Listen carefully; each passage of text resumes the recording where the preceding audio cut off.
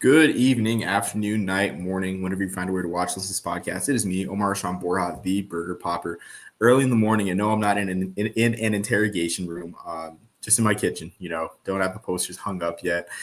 um, all the lights are dark, got the lamp here, but I'm joined bright and early by my friend, Alec Nederveld, a man of many projects. And man, it's just doing great work, honestly.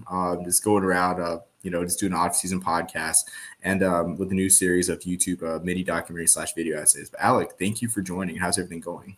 Of course, Omar. Everything's going well. Yeah, starting to do some YouTube stuff myself has been a journey, trying to learn how to edit, trying to learn how to make scripts, all that stuff. A little bit different, very enjoyable though. Any way that I can talk college football is a good thing for me. So excited to be doing that, excited to be doing this with you and talking about the ESPN NFL Network deal. Yes, exactly. So yes, while we are talking NFL Network, there will not be any NFL really in this discussion. For those of you that are watching and may not know, NFL Network has actually broadcasted college football games on a semi-regular basis since 2019. In 2019, NFL Network had a deal with Conference USA for a weekly game, and then in 2022 and 2023, there are semi-weekly games that were sub licenses. And for anyone that does not know, a sub license essentially is anything left over ESPN licenses a different carrier to broadcast those games. Like, for instance, ESPN has done this for years now with the MAC, where I don't think the MAC actually gets any pay from CBS Sports Network. I think CBS Sports Network buys the games, buys MAC games from ESPN and not the conference itself, but I'd have to check into that. But essentially, NFL Network, ESPN has now bought NFL Network, and it's now easier per se for this sub license to occur. So we'll probably see maybe more games from ESPN Plus going to NFL Network platform. So Alec, what are your thoughts on this initially?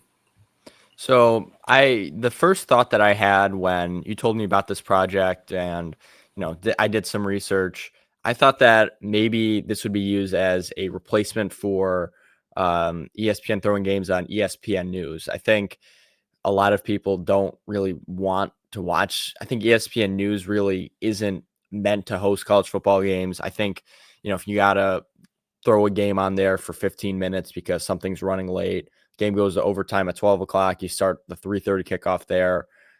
Sure, that's fine. And I don't think that ESPN wants to throw linear games on ESPN News. I think it's a more difficult channel to not as many cable packages have that compared to ESPN2 and U. So I thought that maybe it would be a replacement for that.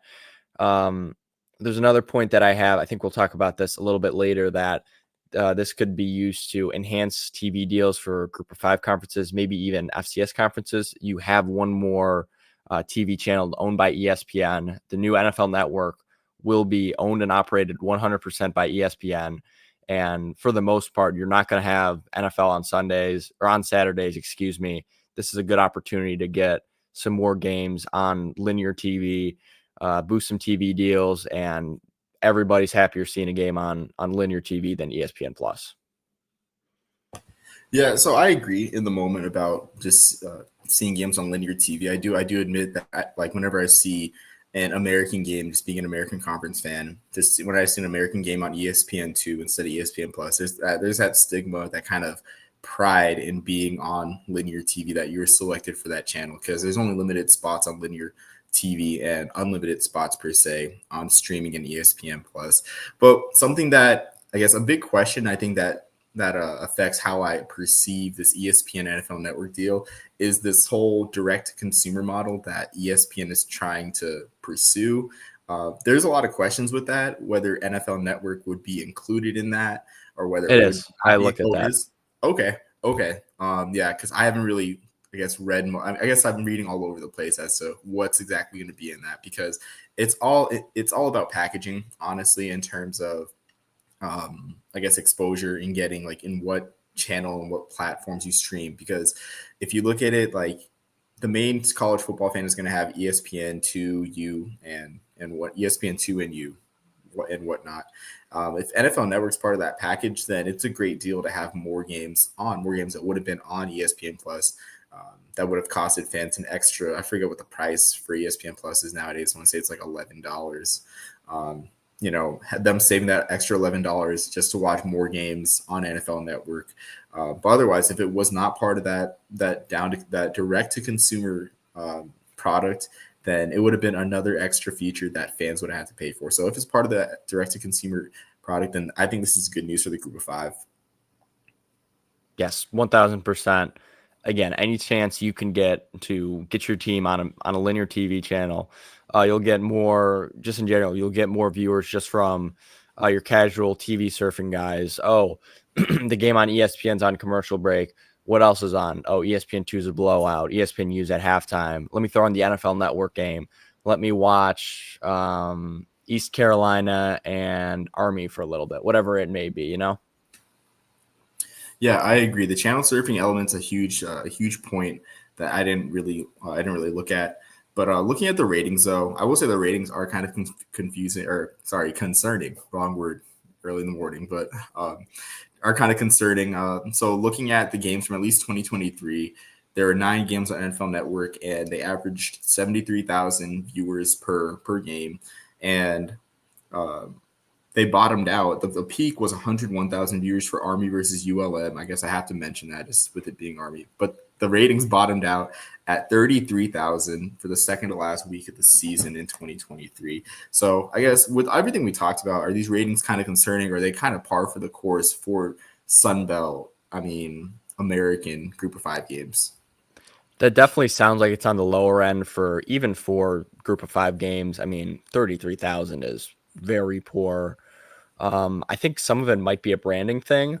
I can't speak to all TV packages, but I know that my family, if I'm back home, we have Verizon. NFL Network is in a totally different spot than all the other ESPN channels. It's further out in a spot where you're probably not going to be looking for college football at that point. You think that all the college football games are past, and unless you specifically know, hey, I'm trying to watch this game on, which is on the NFL Network, you might not have found it.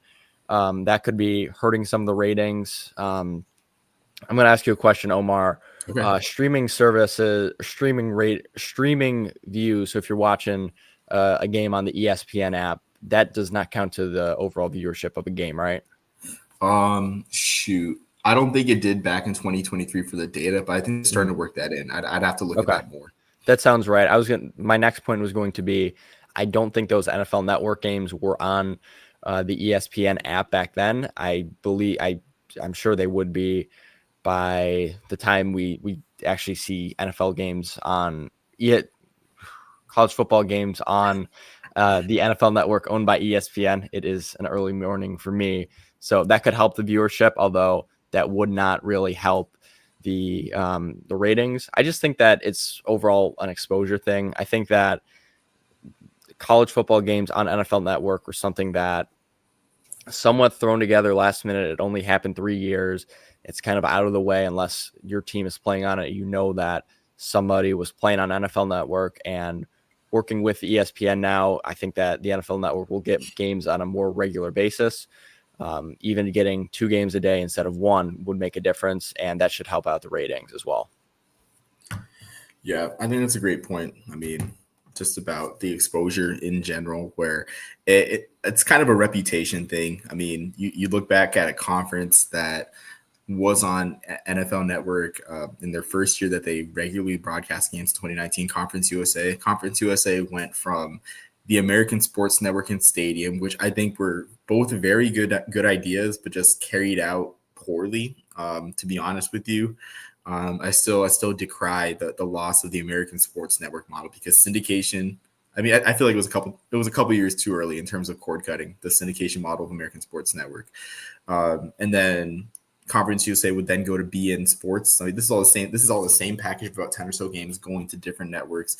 So NFL Network received Conference USA's package from BN Sports, the soccer network, and it was an instant reputation boost. I feel like the same thing happens for Group of 5 leagues that would continue to partnership, like the Sun Belt, the American would continue to partnership with NFL Network, because that's of course it's a reputable network. They air NFL games, and I mean, Yeah, it's reputable and it's kind of it's known. It's like the casual fan wouldn't know that NFL Network is an extension of ESPN. I mean, the casual fan will see, say Troy versus ULM or Louisiana versus South Alabama, and they'll see these teams on NFL Network, and it'll instantly give that credibility boost in their mind because it's a reputable, known network. It's not just ESPN Plus on streaming because that stigma still definitely exists. Really, like your team is relegated, your team wasn't selected for linear TV. Your game's just airing out there. So, I mean, I think that's a good transition in terms of the stigma of streaming to talk about the group of five or group of six. I don't know. I'm not trying to start any beef this morning with a Pac-12 fans like I usually am, but the group of five conferences or the group of five is, I guess, most prescient, most hot button topic and team, the Memphis Tigers. So it's no secret that Memphis wants out of the American or wants something better per se, which I'm not sure at the moment there exists something better than the American for them right now. The Big 12 wouldn't take their money. So here they are in the American, just kind of sitting there waiting for the next best opportunity. Looking at 2023, Memphis had 5 games on ESPN Plus that year. Last year, that total was decreased to 2. Mind you, in 2023, they did win 10 games and they still had 5 games on ESPN Plus. Do you think that the American pursuing a TV deal or a sub-license agreement for their ESPN Plus games to NFL Network would benefit the American? Would it even help at this point keeping Memphis in the league? I don't see that making much of a difference. I think the biggest reason why Memphis wanted to get out of the American, they just did not want that stigma of being in a group of five conference. They're not at the power level, especially compared to teams like UCF, Houston, SMU, and Cincinnati that were also founding members of the American. That sure, Cincinnati and Houston back in the day, they were power conference teams before, but I think they feel SMU as well. They feel that they got jumped over and they don't belong. They feel like they're a big fish in a small pond. They see that college football is always changing, and there may be a time where being at the group of five level is even more of a disadvantage compared to where it is now. They want to get in that power. They want to get in a power conference. And I don't think that getting a couple games on the NFL Network, sure, that will help. I don't think that makes a huge difference for them, though. Yeah, I was thinking the same thing, to be honest with you. And I think I do think that the American, I guess, should at least try. Like, you can't just not try to keep one of your most prized programs, one of your most, I won't say tradition-rich programs because they're kind of new, but I guess one of your oldest programs. I think old is a good word to, I guess, perceive value for the American because there's a lot of startups in that league. So simply being in Division One or being FBS isn't branded itself like Memphis has been for years, for decades now. I think they should at least try something like this, honestly. And I don't think it should be a money thing. I think if anything, it should just be getting more more games on linear TV because I think the perception in the American, like you say, is down. Just that perception where it's not the league that it was without Memphis or without Cincinnati, SMU, UCF, um, and all the teams that exited. I don't think it's the same league. It was, and I think that I think ESPN sees that too because last year ESPN didn't meet their obligation for the amount of games on linear platforms in the American Conference deal. So I'm unsure if there was I wouldn't say settlement, but if there was a financial, like a financial resolution between the two sides where ESPN just said, take our money. We just don't watch your games on TV. But for ESPN just to not follow through on that deal, shows that that the league has that perception. So I think to avoid that, maybe there might be a stipulation in the contract that the American puts in saying, okay, any leftover games that you don't air on ESPN get put on linear networks. And so you don't have to pay us. So I think that's another interesting aspect to look at too, because as an American fan, I think they're like 5 games short. Might have been three games short on the final weekend, and there were 3 home games, and none of them were really linear TV material.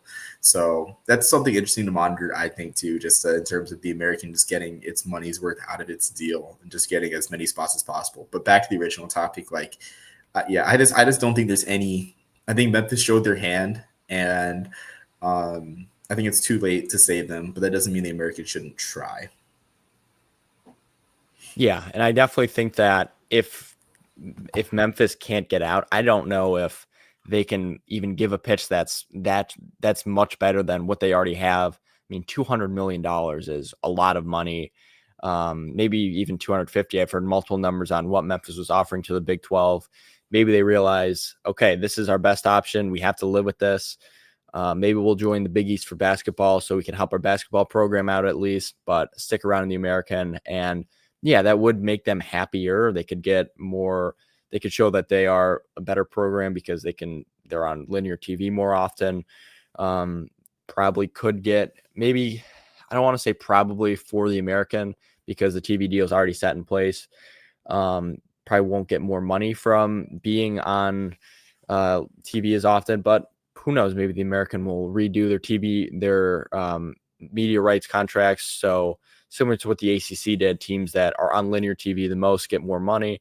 That's a possibility that could help out Memphis, but again, it's a splash in the bucket or whatever that saying is compared to where Memphis really wants to be and all that. Yeah, so I think I do agree because I think at first I thought that saving Memphis meant saving Tulane, USF, and maybe UTSA. But now with Memphis offering all that money, I think there's a way where if the American loses Memphis, then I think that Tulane would stay, USF would stay, and maybe UTSA, even though UTSA does have some attractiveness towards the Big 12. Um, but I just think honestly, like it's crazy to talk about conference realignment. Well, maybe not crazy, but I don't think it's worth really much to talk about conference realignment. And yet we're still doing it because you know it's engaging, it's fun to think of, but there's so much uncertainty with like 2031. Like 2031 just kind of reminds me of everyone talking about like 2012 when the Mayan calendar was supposed to stop. I mean, everyone's saying like the huge 2031 realignment. So I just saw Jim Williams, like a writer, I think, for a DC paper, just talk about, the ACC should target Army and Navy. And it's just like everyone's looking at 2031. And so who knows, I guess, what's going to happen in that year. But I guess in the moment, the Americans should do everything that they can to make themselves uh, sort of, I guess, a stable kind of forever home for Memphis. But man, it's just crazy too. It's like the note that you said about the Big East, and I know that you're a Syracuse fan who spent years in the Big East. Like I think it's a great basketball home for sure. But I just don't really see the Big East getting any value out of Memphis because while Memphis is a great brand, I mean, they're in the conference routinely, but that's about it. The last time Memphis really made a run, honestly, I think it was a Derrick Rose year. I mean, so I just don't really see the Big East like I don't think people make Memphis appointment television on for basketball. That's not to say that they were a bad program, but I don't think they're appointment television in men's basketball. And also too, it's just unnatural to fit a program like Memphis into the Big East with a bunch of Catholic schools that they don't really have any connection with the exception of maybe Marquette and DePaul. But people aren't gonna tune in for Memphis versus Marquette or Memphis versus DePaul just because of an old Conference USA rivalry. So I guess I just want to address like the Big East comment, I guess, and just get your thoughts on it too, just as a former Big East fan. Yeah, I mean, I go to Xavier University as well. I go to a Big East school, so I guess I can lend some more perspective on that as well. I think that they would just be a very good program in a conference full of very good basketball programs. Sure, they're behind UConn, they're behind Villanova, but they can be probably a pretty consistent tournament team and definitely somebody that makes the Big East a better conference. That's a good thing to add. But yes, you do make a lot of good points. Memphis is out in the middle of nowhere. Everybody in the Big East right now, I believe, is Catholic in some form, except UConn. Memphis has no religious affiliation. They would only be the second state school behind UConn. And if you look at enrollment, if you look at just about everything, they aren't much of a fit. Excuse me again. But again, they would make another very good basketball addition to the conference. Yeah. Yeah, sure. I forgot about you going to Xavier, but I mean, it's just interesting. Like you look at all those programs too in the Big East. Like I kind of think of which one where it's like I guess each program where I guess is like does this team make the TV deal? Like, does this team like add value to the Fox and NBC deal? And like most of them do, I guess, add some value. And I think Memphis would add a little bit of value, but like they're not a, I guess, game breaking, like must add program. Like we need to add Memphis to make this sort of basketball super league. So, I mean, I don't know. Like I like having Memphis. I like being in a league with Memphis as an Army fan. I like having an original Conference USA member because I think it's tough being the American because it's the best Group of Five conference. It's kind of it's kind of what's the term these use, like Schrodinger's conference. It's like every team wants to be in it, yet every team wants to leave. Where it's like the best Group of Five conference. I mean, it's had that reputation, but I mean, even going back all the way to like the schools that were in Conference USA, your Tulsa, your Memphis, your USF, your UAB, your Tulane, like those schools had no place to go really. And so the American was the best solution, but also not a long-term solution. So it's just tough just being the American, I guess, in this case. Yeah, agree with you on that.